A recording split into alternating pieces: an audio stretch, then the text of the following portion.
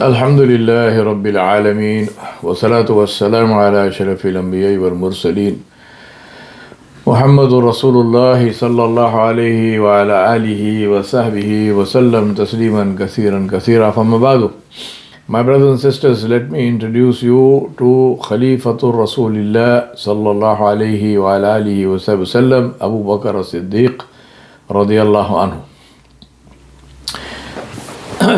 What we are trying to do in this series is not merely to look at the stories of this first generation of the greatest, the first generation of people who Allah subhanahu wa ta'ala honored and called them as-sabiqun al-awwalun. He called them the people who won the race. He called them the people, the best of the best, as-sabiqun al-awwalun. And we therefore we ask Allah subhanahu wa ta'ala to help us to be with them, and the way and the reason we say that, the confidence with which we say that is because Allah subhanahu wa ta'ala left the door open, and Allah said, and those who follow them bil ihsan, واتبعهم بالإحسان السابقون الأولون من المهاجرين والأنصار والذين اتبعهم بالإحسان. The first of the first from the Muhajirun and the Ansar, from those who migrated to Medina and those who gave them succor and those who gave them sustenance and those who gave them help and those who supported them and protected them in Medina al-Ansar. وَاتَّبَعْهُمْ بِالْإِحْسَانِ, and those who followed them in excellence.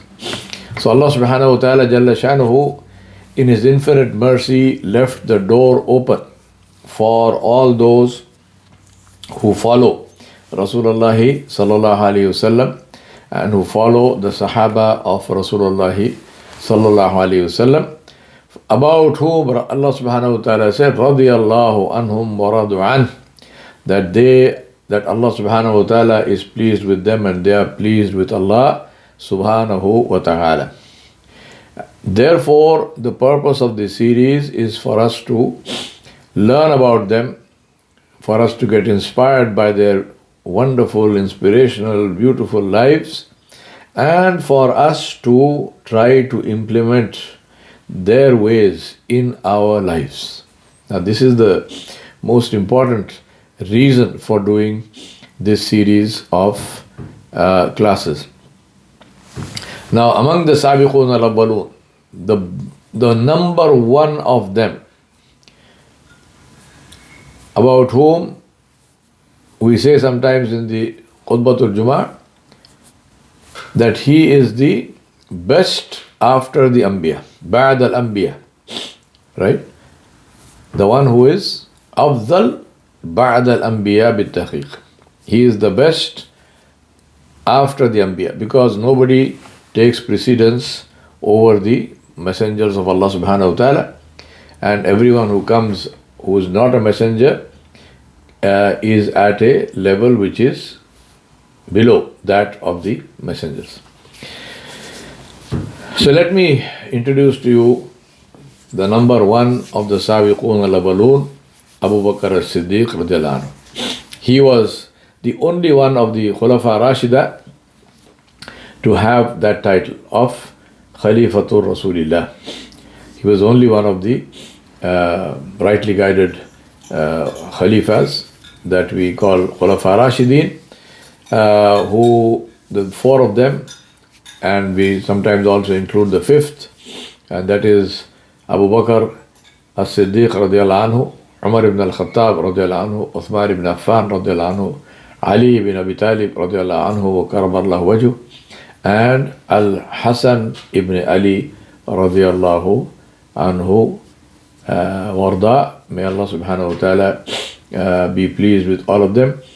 These are known as the Khulafa Rashida, the rightly guided Khulafa.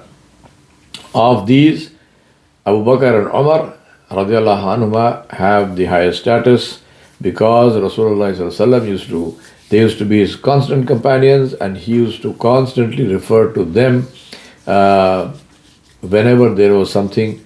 For example, the famous hadith where a woman came to him sallallahu alaihi wasallam and asked a question, and Rasulullah sallallahu alaihi wasallam said to her, "Come tomorrow and I will answer your question insha'Allah."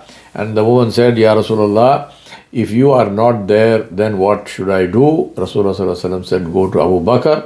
And she said, "If Abu Bakr is not there, what must I do?" He said, "Go to Umar رضي الله عنه."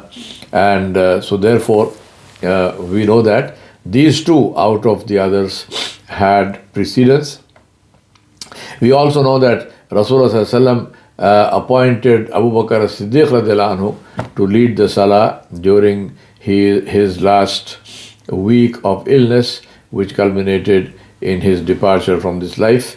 And he appointed Abu Bakr as-Siddiq رضي الله عنه to lead Salah during that period. And all of these are indicators that Abu Bakr as-Siddiq رضي الله عنه has a very special position among the believers, among the mu'mineen, and those who love Abu Bakr as-Siddiq رضي الله عنه love the one who Muhammadur Rasulullah sallallahu alaihi wasallam loved, and love the one who Allah subhanahu wa ta'ala Jalla Jalaluhu also loved.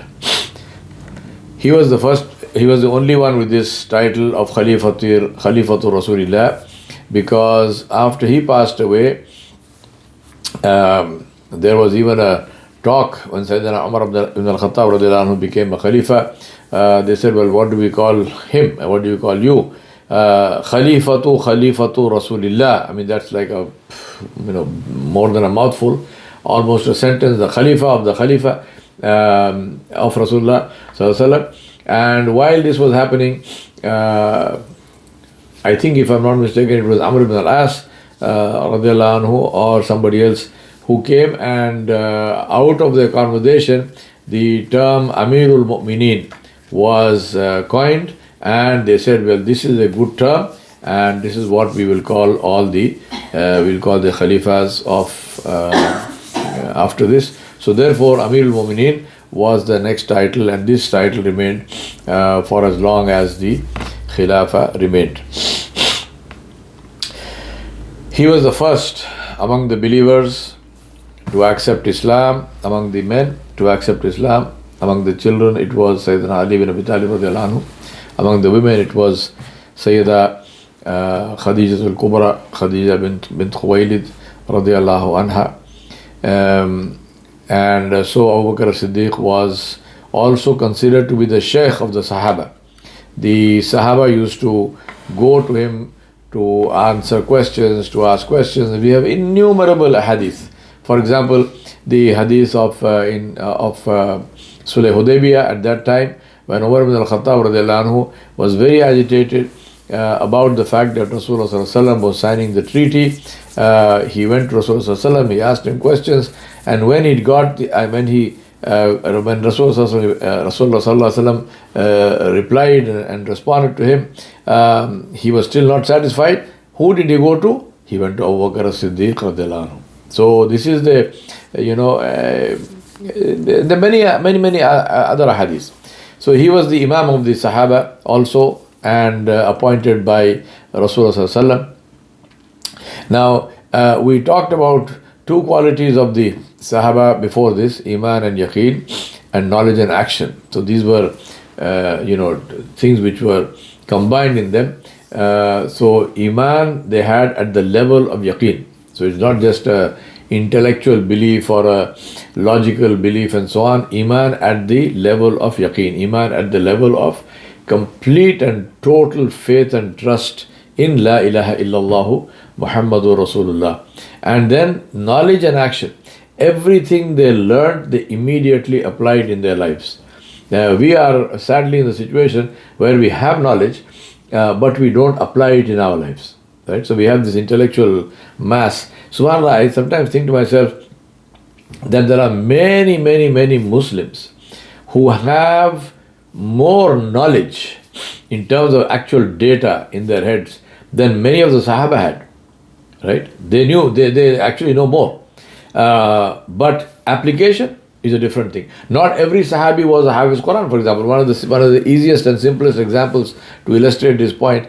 Not every Sahabi was a Hafiz of the Quran. Now, so therefore, we have millions of Hufaz, alhamdulillah, and nothing wrong with that. That's wonderful. But can every single Sahabi, whatever of the Quran al-Kareem that he or she knew, they applied it in their lives. Can we say that about our Hufaz today? We cannot. So therefore, with the Sahaba, these two, when we talk about it, we are talking about four things, but they are actually two: Iman and Yaqeen, and knowledge and action. So these two and these two were combined as one.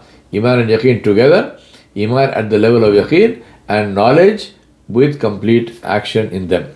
Now at that time I did not mention Abu Bakr as-Siddiq radhiyallahu anhu, not because he is not an example, he is obviously the best example of in excellence for that, but because I'm trying to mention as many of the Sahaba as I can to illustrate that they were, all of them were examples of the gold standard, which is the Sahaba, and the Sahaba, the gold standard, is the title of this lecture series. Now Abu Bakr as-Siddiq radhiyallahu anhu, popularly known as Abu Bakr, is the first Khalifa after Rasulullah sallallahu alaihi wasallam. His full name was Abdullah ibn Abu Quhafa Uthman bin Amr al-Qurashi al-Taymi. Banu Taym was his sub-tribe from the Quraysh. His lineage joins with that of Rasulullah sallallahu alaihi wasallam 6 generations before himself in Murrah bin Ka'ab. That was their common ancestor.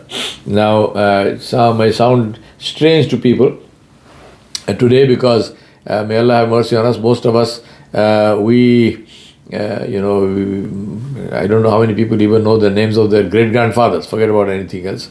Even their own great-grandfather, most of us, we don't know their names. Great-grandmothers, almost nobody will remember. But with the Arabs, maintaining the records of lineage was a science in itself, and it was a very, very important thing for them, which they did that. And the people who knew this science and who knew the lineages of people were hugely honored. And Abu Bakr Siddiq radhiyallahu anhu was one of them. He was one of them who knew the lineage of so many people. I won't say all the Arabs. Obviously, nobody can know all, but to much more than anyone else. And he was considered to be an expert in lineage. Abu Bakr as-Siddiq radhiyallahu anhu was born in Mecca in 573 of CE, Christian era, AD, 2 years and some months after the birth of Rasulullah sallallahu alaihi wasallam. His father was Uthman Abu Quhafa. He accepted Islam on at the time of Fatah Makkah. There's a story of how that happened. Rasulullah sallallahu alaihi wasallam was there after Fatah Makkah, and Abu Bakr Siddiq radhiyallahu anhu brought his father. His father was an old man at that time, he was almost blind.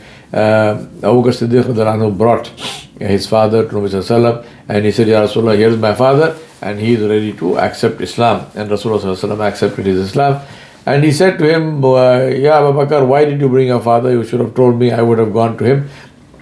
Abu Bakr Siddiq radhiyallahu anhu said, no, it is more appropriate for him to come to you than for you to go to him. So this was the love and reverence of the Rasul alayhi salatu wasalam, which was in the heart of Abu Bakr as-Siddiq radhiyallahu anhu. His mother, Salma bin Sakhar radhiyallahu anha, she was also known as Khair. She embraced Islam very early and she migrated to Medina. Abu Bakr as-Siddiq radhiyallahu anhu spent his early childhood like other Arab children of the time among the Bedouins. In his early years, as we know, this was a practice among the Badu Arab, among the Arabs of Makkah, where they would send their children to the Badu, to the tribal Arabs in the desert, because first of all the desert air, the fact that they would get pure food and drink, and the fact that was good for them, rather than the crowded and congested and polluted atmosphere of Makkah. And also the Arabs were very, very particular about their language, and they knew that the language of the Badu, the language of the tribal Arabs in the desert, was much purer than the mixture of languages in Makkah. Now, Makkah was a trade center, so Makkah attracted people from all of the Arabian Peninsula, people from other places also. So not only were there people who spoke different languages, there were people who spoke different dialects and different lahjat, different dialects of Arabic, and all of these people were together, and therefore these people were, the language tended to get muddied, and accents. People, the local Arabs, if the children remained in Makkah, they would pick up accents. And the Arabs were very particular about that, about the accent, about their speech, and so on. And language and linguistics was a very important part of their lives. So they sent their children off to the desert to be with the desert Arabs for a few years, so that their foundation in language would get very strong. So they learned the language, they learned the grammar, they learned balagha, they learned poetry. They were very, very the Arabs were famous for poetry. The writing poetry with the rhyme, with these clear structures. The three earliest civilizations who are recorded to do that were the Chinese, the Indian, and the Arabs. There was nobody who wrote poetry like them before that. So they did that. This is why they used to send their children. So Abu Bakr Siddiq Radi Allah Anhu was also one of them who was sent off. In his early years, so where he was there, he used to play with the camel calves and goats, and he loved camels and he loved to play with the camel calves, which got him the nickname of Abu Bakr, because Bakr is a camel calf which is very energetic and jumps here and there and so on. So he was called the father of the calf. This is like Abu Huraira. Huraira is a kitten, and he was called Abu Huraira because of his love for cats and kittens. So people used to give these kunyat, give these nicknames. In 591 AD, at the age of 18, Abu Bakr Radi Allah Anhu went into his family's business, which was in the they were all cloth merchants. So he also became a cloth merchant. He started his business with a capital of 40,000 dirham, which shows that they were a wealthy family. He had that much of money. In the following years, Abu Bakr Siddiq Radi Allah Anhu traveled extensively with the caravans. And we know this, Allah subhanahu wa ta'ala said, Rihlat al-Shita'i was-Sayf, the caravans which used to go in the winter and the summer. In winter they would go south to Yemen, in the summer they would go north to Syria. So he went to Syria and Yemen and many other countries in what is called the Middle East. His business flourished, and though his father was around, his father was alive, Abu Bakr Radi Allah Anhu came to be recognized as the chief of his tribe because of his many qualities, one of which was his knowledge of the history of the Arabs, genealogical knowledge, expertise in lineage, as I mentioned before. This was a very important element of leadership. And so Abu Bakr Siddiq Radi Allah Anhu came to be known for that. He came to be because also he was made a judge, so he had knowledge of law, he had knowledge of politics, trade and business, and so on. Also his kindness, his compassion, his friendliness, and all of these were things which earned him a lot of popularity, and he was known and accepted as a leader. Abu Bakr Siddiq Radi Allah Anhu was also remarkably virtuous. Even before Islam, he never used to drink alcohol. Alcohol was a part of the society. It was like the like today in the Western world and in Western Eastern, I think there's hardly any difference anymore. Where people have alcohol alcohol is the worst possible drug that we can imagine. It causes more deaths. Just to give you an idea, in the two COVID years in America, and these are statistics, it's not my opinion. In the COVID years in America, 2020, 2021, alcohol caused more deaths than COVID, right? Alcohol caused more deaths than COVID, but you don't hear about that. Right? In COVID, you had all this hoo-ha, wear masks, this, that, vaccines, whatnot, people fighting and so forth. But for alcohol, no, nothing, not a sound. Although alcohol caused more fatalities than COVID. And we are talking only about deaths. We are not talking about families destroyed. We are not talking about people maimed because of drunk driving. Somebody else is drunk driving, slams into this person. This person wasn't even drunk. They had not consumed any alcohol, but because they were in the accident, now they are paraplegic. They've got paralyzed, or they've become handicapped, arms, legs, whatnot. I mean, all of this is not included in the fatalities, because if they did not die, they don't even get counted. But despite that, alcohol is free. Alcohol is a tax deductible expense as for businesses. Alcohol is almost a normal thing in any party. A party is not a party unless there is alcohol. I mean, imagine, this is how we have created a society where our entertainment is based on forget about the sin. It's a sin in the eyes of Allah subhanahu wa ta'ala. It's a major sin in the eyes of Allah subhanahu wa ta'ala.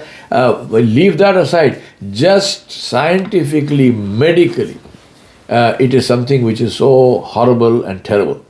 Alcohol and the use of tobacco in any shape or form, whether it's cigarettes or cigars or chewing tobacco or whatnot, because it makes money, because the government taxes those companies and they make money, and therefore it is permissible, permitted, and it is something which is not even looked on as a stigma. This is the beauty of Islamic law. Islam goes directly to the root. Anything which is intrinsically bad in Islam is haram, it is prohibited. No matter that society may not think so, society may not agree with you, it doesn't matter. We start from the premise that Allah knows better than us. This is the fundamental premise of Islam, that Allah knows better than us. So, Abu Bakr Siddiq Radi Allah Anhu never drank alcohol. Somebody asked him, he said, have you ever drunk alcohol? Have you ever drunk, did you ever take any liquor? He said, no. He said, I seek refuge from Allah. Iyadhu billah, I never drank alcohol. The person said, why? He said, because I want to maintain my honor and dignity. Right? I imagine, all you have to do is look at people who drink and who get drunk and see what they do, and you know what it means. He said, so that I preserve my honor and dignity. The other thing which Abu Bakr Siddiq Radhiyallahu Anhu is distinguished in is that he never prostrated to idols. He never made sajda to an idol. He never worshipped an idol. Now, once in a gathering of in which there was Rasulullah and many of the Sahaba, Abu Bakr Siddiq Radhiyallahu Anhu said, I never ever bowed to an idol. I never worshipped an idol. He said, as I grew older, as I attained puberty, my father led me to the Kaaba, led me to a chamber of idols, and he said, there are your grand elevated gods. And after saying that, he said, my father left to do something else. He left me there. So I went to an idol and I said, I'm hungry, can you feed me? And of course he's talking to a stone idol. What's going to happen? So obviously there's no answer. Then he said, I want some nice beautiful clothes, so give me clothes. Nothing happened. Then he said, I picked up a rock and I threw it at the idol fell down and nothing happened. So he said, I never went back and I never worshipped any idol, because they can't do anything. So what is the use of worshipping them? Now, even before Islam, Abu Bakr Siddiq Radhiyallahu Anhu was well known among the people in Makkah as a leader in terms of morality and values and so on. So and that's how he was also appointed a judge and that's what that, and he was honored even before he came to Islam. Abu Bakr radiallahu anhu accepted Islam after a long search for the true religion. This was something in his mind. It was something that he was searching for, and he used to think about that. He was, as I mentioned to you, he was the first adult man to respond and believe in Rasulullah sallallahu alaihi wasallam. His immediate acceptance of Islam was a consequence also of the deep friendship that he had with Rasulullah sallallahu alaihi wasallam. He knew the Nabi sallallahu alaihi wasallam to be a truthful and honest and noble person, and that he never lied. He never ever lied about anything to anybody. So the question, obvious question was, and this is actually the question that Heraclius asked Abu Sufyan radiallahu anhu before he became Muslim. He said, has he ever lied? Abu Sufyan said no. Heraclius said, then somebody who never lied before is not going to start lying concerning God, concerning Allah. So therefore he should be believed. And this is exactly what Abu Bakr Siddiq radiallahu anhu also said, that it occurred to him that here is a man who never lied for anything in his life. He's not going to begin by, when he is 40 years old, he's not going to begin lying about Allah, about Allah subhanahu wa ta'ala. Now when Abu Bakr Siddiq radiallahu anhu embraced Islam, he came into Islam, Rasulullah sallallahu alaihi wasallam was overjoyed, because obviously he was his dearest, closest friend, become Muslim. What do you think? This was also a victory for Islam because of Abu Bakr Siddiq's stature and position among the Quraysh, and Allah subhanahu wa ta'ala exalted his noble character. In fact, Abu Bakr Siddiq radiallahu anhu had always doubted as I mentioned to you, the validity of idolatry, and had very little enthusiasm for worshipping idols. He never did. So when he accepted Islam, he did his best to then preach it and to invite other people and other friends. And so Uthman bin Affan radiallahu anhu, Abu Rahman ibn Auf radiallahu anhu, Talha bin Ubaidillah radiallahu anhu, Sa'ad bin Abi Waqqas radiallahu anhu, who was an uncle of Rasulullah sallallahu alaihi wasallam, Az-Zubayr bin Awam radiallahu anhu, who later on became a son-in-law of Abu Bakr Siddiq radiallahu anhu, and Abu Ubaidah ibn al-Jarrah radiallahu anhu, who was known, and Nabi sallallahu alaihi wasallam gave him the title of Aminul Ummah. They all joined and they came into Islam thanks to the da'wah of Abu Bakr Siddiq radiallahu anhu. Rasulullah sallallahu alaihi wasallam once said, Abu Bakr is the only person who accepted Islam immediately without question, without suspicion. Now, as the number of Muslims rose in Makkah, as more people became Muslim, and the number was at that time 39, Abu Bakr Siddiq radiallahu anhu asked the permission of Rasulullah sallallahu alaihi wasallam to call the people openly to Islam. Now, after Rasulullah sallallahu alaihi wasallam initially did not give this permission, he said, no, keep it silent. But Abu Bakr Siddiq radiallahu anhu was very enthusiastic, and eventually Nabi sallallahu alaihi wasallam agreed. And so they all went to Kaaba, and they started reciting Quran and preaching Islam. Abu Bakr radiallahu anhu gave a khutbah, which was the first khutbah ever to be given in Islam at that time. Now, when the Quraysh heard this, they attacked them and they beat them, and Abu Bakr Siddiq radiallahu anhu was so severely beaten that he almost died. He fell unconscious. They rescued him from there. They took him home, and as soon as he gained consciousness, the first thing he said is, how is Rasulullah sallallahu alaihi wasallam? Now his mother assured him that Rasulullah sallallahu alaihi wasallam was okay, that he had not been injured, and only then was Abu Bakr Siddiq radiallahu anhu satisfied. Imagine, the first thing, he is himself badly injured, bleeding and in pain, but as soon as he gains consciousness, the first person he asks about is Rasulullah sallallahu alaihi wasallam. So it shows how much he loved Rasulullah sallallahu alaihi wasallam. His love was so unbounded that he considered himself as nothing compared to Rasulullah. In conclusion, his wife Qutayla, he had two wives. One was named Qutayla. She did not accept Islam, so he divorced her. His other wife, Rumman, she became Muslim, and all his children except Abdul Rahman did not become. All his children became Muslim except his son Abdul Rahman. So this is the story of Abu Bakr Siddiq Radi Allah Anhu.